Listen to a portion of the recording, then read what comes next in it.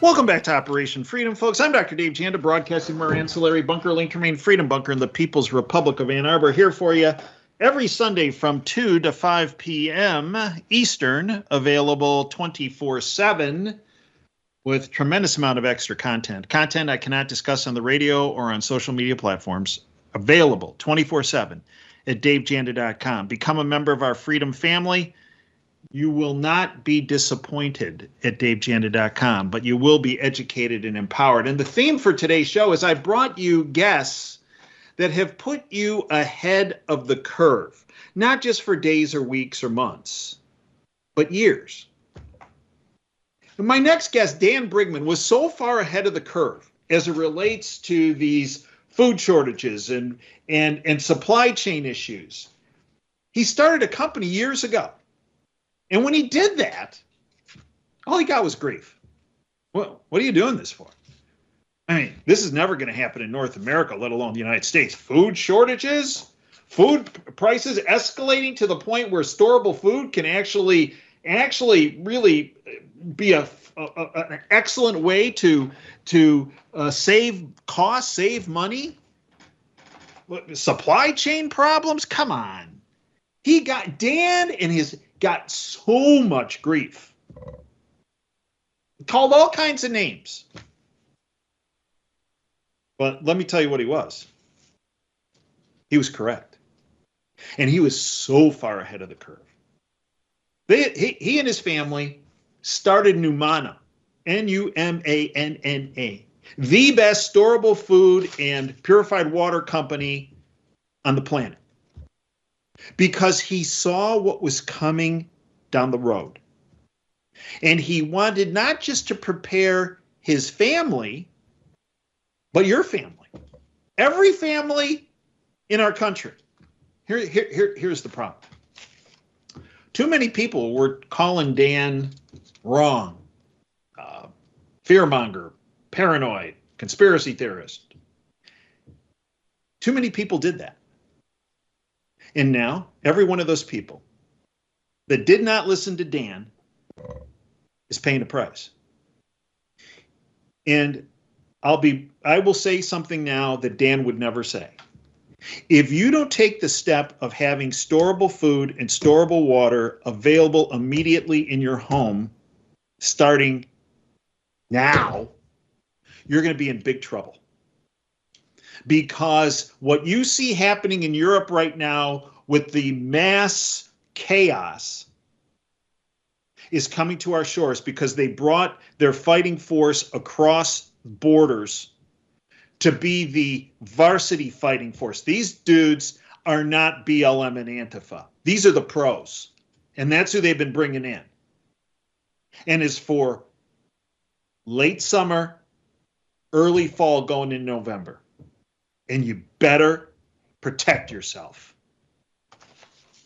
Dan wrote a phenomenal book, Forever 1776, forever1776.com. He hosted the Power Hour radio show, fantastic. But as I said, his claim to fame on behalf of society is the founding of Numana and Numana.com. It's my honor to welcome back Dan Brigman. Dan, welcome back. What an introduction, Dave. Always a pleasure to be with you. Thank you very much. That was quite an introduction. Well, it's very true, Dan. It's very true. You and your family, you're very humble and modest about this and don't, people are people and people. But no, you took immense grief and you've now pre-positioned all those that would listen to you, and hopefully more are listening today and in the days to come, because we're running out of time. And I want to run something by you. This was written by Michael Schneider just this week. Here's what he wrote. Why you should be preparing like crazy right now. A lot of people seem to think that the summer of 2024 is a time to party. But the truth is this is a time when they should be feverishly preparing for the extremely chaotic times that are ahead of us. I just don't know what it's going to take for people to wake up and realize how late it is. Donald Trump getting shot, and that shook up folks for a couple days. but that didn't last for long. Then there was a soft coup in the Democratic Globalist Party, and that got people fired up for a little bit, but that quickly faded. Of course, there is a small minority that is awake and that understands that we are living in truly historic times, but the vast majority of the population appears to be willfully clueless. Dan, your take. It's a daunting task mentally to imagine a world vastly different than the one we're staring at right now that we look at. It takes vision. It takes heartache. It takes pain. That's why people don't want to do it. And to be able to imagine a world that has changed, the end of the world as you know it, that's what people say. That's an REM song too, the end of the world as you know it. It takes so much to get to that point that people never want to take that journey. And it is a spiritual journey, it's an emotional one, and it's an intellectual one.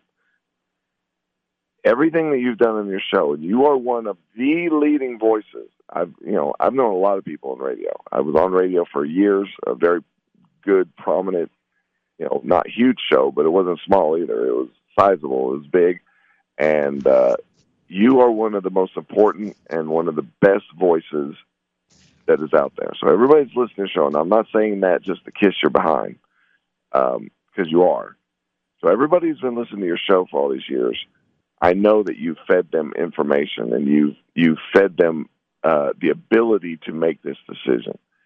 And what you have to look at is that everything you hold dear, the average person, the average American, your family, your life, even your very DNA, your connection to the Creator, the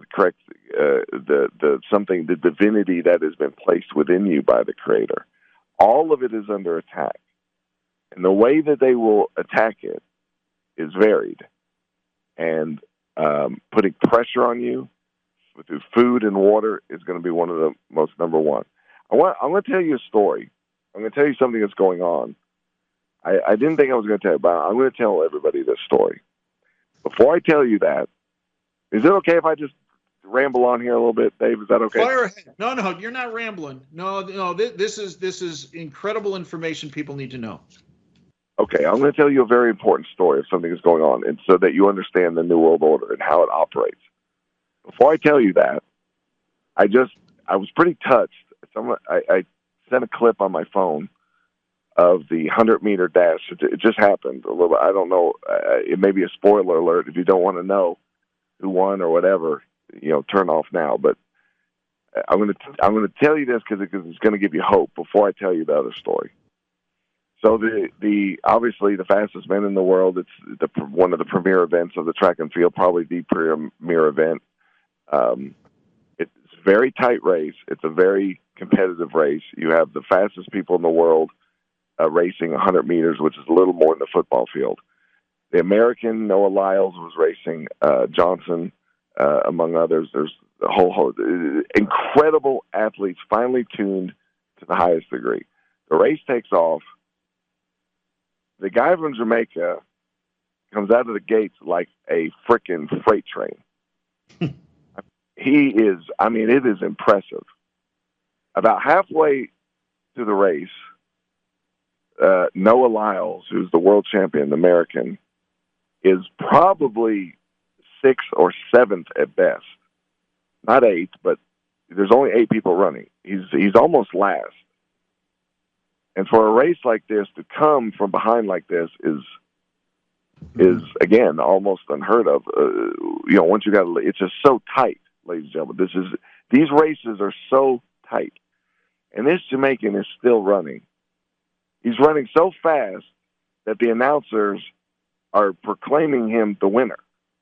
He is so clear that he is going to win. The announcers proclaimed him the winner. The American about halfway in the race, something caught hold of him, and he started riding Pegasus. And he flew out of nowhere. This is only a 10-second race. This happened so fast, it's unbelievable. And he comes from nowhere and finishes across the line, leans across the line. Again, the race is over. The announcers proclaim the Jamaican as the winner. And by the naked eye, I watched it, it looked like the Jamaican won. And then they don't pronounce the winner. And they wait and pause. They have to go to a photo finish and look at the photo. And Noah Lyles, the American, won the race by 5/1,000ths of a second. Not hundredths. 5/1,000ths of a second. Okay, why am I telling you this before the other story? There's something special in the United States, in this country. Our beginnings, there's a covenant on this, from William Bradford at Plymouth Rock to the signing of the Declaration of Independence was a death warrant, but it's also a covenant and a promise with our Creator. I believe that. I wrote the book about Forever 1776. I know that in my heart. It appears like this race, like what we're gonna go through, and I agree with Dave, about what he's saying about, get ready for a bumpy ride, what have you, all these things. But the end is not decided, and there's something special in you, and there's something special that I believe when it looks its darkest for the future of our nation, something will kick inside us just like it did Noah Lyles. I'm telling you this because I'm about to tell you the next story. My wife is from Idaho. Right now, there is a water war going on between the farmers and Idaho Power. Basically, it's a convoluted mess. The media is telling you one thing, but if you can remember about 10 years ago or so, California, San Joaquin Valley, some of the richest farmland in the world, was run dry by bureaucracy and the EPA and what have you. And literally some of the greatest farmland in the world was made almost worthless because they took the water off of it.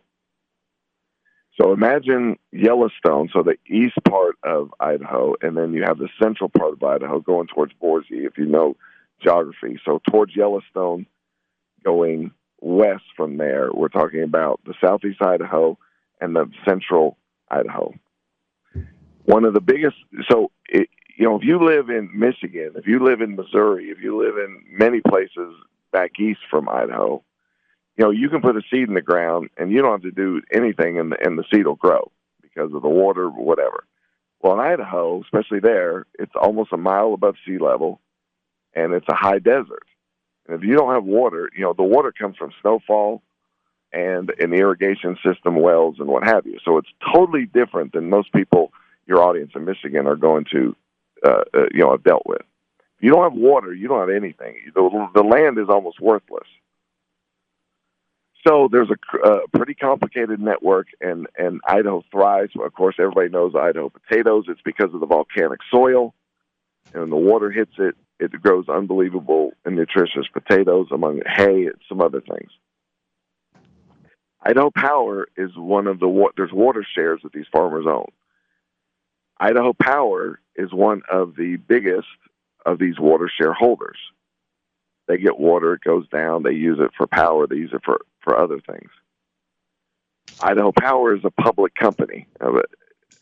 You following along? So, am I doing okay following You're this? doing It's great. very Keep important. firing ahead. This is great. Okay. Idaho Power is a public company. The biggest owner of Idaho Power, you can, I'll give you three guesses and the first two don't count, is BlackRock. BlackRock is the biggest owner of Idaho Power.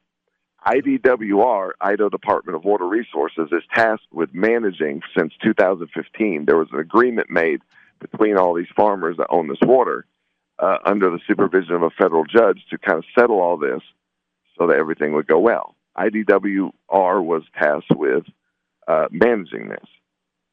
Now, recently, the last couple of years, IDWR has decided a new leader has been put in by the governor of Idaho, a bureaucrat, unelected, and decided to change the calculations and the way things are done, the way things are measured on the water and how the water is going to be divvied out. Idaho Power, then their lawyers has rattled the cage of IDWR. The same lawyers for I can't even say it, Idaho Water, are the same lawyers connected to Idaho Power. It's been reported by many of the farmers and also on the news. The same lawyers. These are BlackRock lawyers now rattling the chains for Idaho Water to then pressure the farmers in southeast Idaho that they have to give up their water and they have to stop farming, that they have to cut. It's called curtailment. And so they've been doing this the last couple of years, and it's to the point where a lot of the farms, you either listen to them and curtail like they say, or you stop farming. That's where it is for a lot of these farmers. And some of the water districts have tried to make peace, have complied, have done other things. It's not a clear-cut, simple as you first look at it. But the deeper meaning to all this is a water war. And if the Idaho farmers do not stand up, then these BlackRock lawyers are going to pick them apart. And if the people do not support this, and what the governor has said is, I'm going to stand back and let the farmers sort this out and let the farmers work through this. Well, nothing could be further from the truth. Every meeting, some of my wife's friends, family, they're big farmers, and they're in on this. He says, well, why is it that every meeting I go to, all I hear is Idaho Power lawyers directing this and telling us what we're going to do? The farmers aren't working this out. The government has stood back, have a level of plausible deniability, the governor has appointed somebody at Idaho Water to make these decisions, change the calculations, and now the BlackRock lawyers are picking apart the canvases of these farmers. They said we need 72,000 acre of water for these farmers. You're going to have to give it to us, and you're going to have to shut down your wells. And they said, well, some of them said, we'll pound salt. So it became a controversy. Frank Vandersloot, which is the head of Melaleuca there in Idaho, he created a big meeting, created a big attention to this, because literally this is the future of farming in southeast Idaho. People haven't quite caught on to it. Some have, but people haven't. And this is a microcosm for America and the world of what's going on. So once he brought attention to it, and they had a meeting, and the press was there, and it was big attention. I need to tell you what this is all about, because some people say, well, the farmers need the water, and they deserve the water. They have a water right. They need water. Nobody's saying that's not true. When Frank Vandersloot, God bless him, created this meeting and created the attention, IDWR changed their calculations using the same quote-unquote science. This is all, well, this is just science. This is, you've heard that story before. This is just climate science. This is just science. There's no argument here. They said, well, we don't need 72,000 acres anymore. We need 6,000 acres. That's all. And so there'll be no more curtailment for the year. So what did that tell you? So the pressure and the attention that has gotten on this, they changed the calculations and they changed the water. For example, I told you these two stories together because, and to go with what Dave said, I wasn't going to say this story. This is, Dave understands when you say what I just said and mention BlackRock by name and mention Idaho Power, it puts you in the crosshairs. Mm-hmm. I'm telling you from everything I've told you for years about the price of meat. I've told you about the price of eggs, that the eggs would be $1 a piece.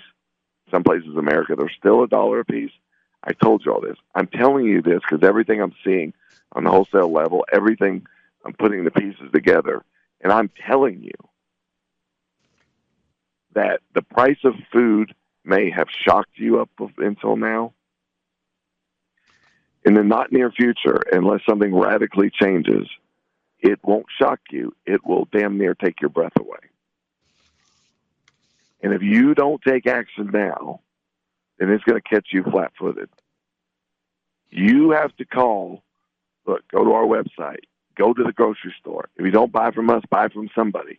We have great options, make it simple. You can store the food is good enough to eat now or to store 20-plus years.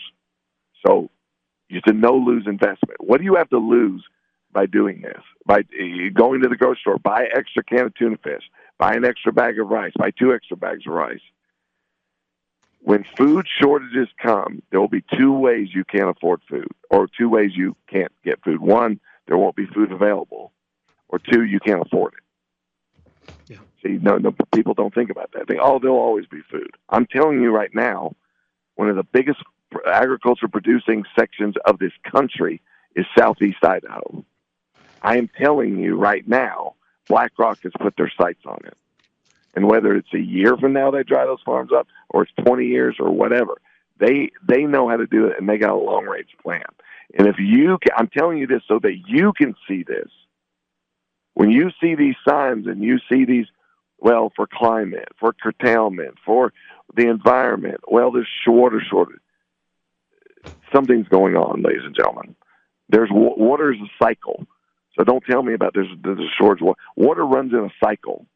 And if politicians can't come together and find a solution, it's because they're incompetent, not because there's a water shortage.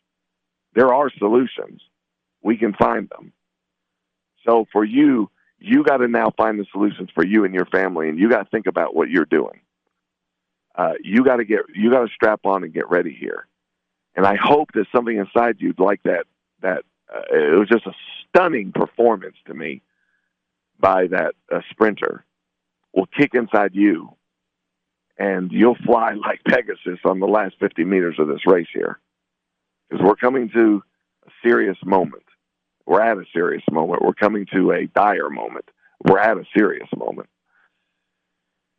Our company is founded. So go ahead, Dave.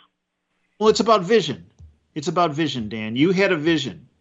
This 100-yard meter runner had a vision of what it would take to finish ahead of everybody. You had a vision of what you needed to do to provide for everybody. And unless people take action, they're not going to win a race. They're not going to even finish last in the race. They won't finish the race, period. They'll never see the finish line.